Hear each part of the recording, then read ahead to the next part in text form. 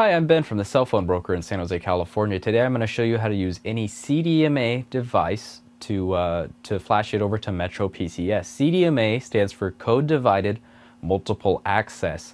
This is different from carriers like AT&T and T-Mobile. CDMA is used on Sprint, Verizon, Boost Mobile, Metro PCS, and a company called Alltel, which is not available in my area. Any of those companies, you can use certain types of devices and move them over to Metro PCS through a software called Houdini Soft.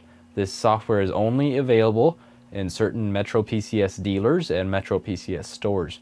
You cannot just walk onto the street and find somebody to do this for you. You have to go to a Metro store and have them do it. The only disadvantage to flashing your phone over to Metro is that you will not be able to use picture mail or internet. You will only be able to use text messaging and make phone calls. You will not be able to use any internet features.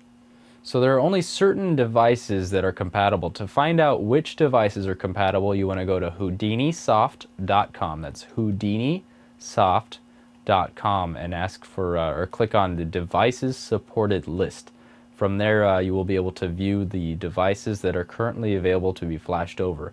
Right now, Blackberries and certain PDA devices that run the Windows operating system are not supported, as well as Palm Trio devices. Those are not supported.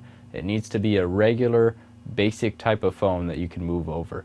There's really no benefit to flashing a PDA device, because if you flash a PDA device to Metro, you will not be able to use the internet or picture mail capabilities, which makes that device pretty much useless. Keep in mind that once you flash the device from Verizon or Sprint or one of those companies to Metro, you will not be able to reverse that procedure. Once it's done and it cannot be fixed. So I'm Ben from the Cell Phone Broker in San Jose, California. You can log on to our website, myspace.com/cellphonebroker.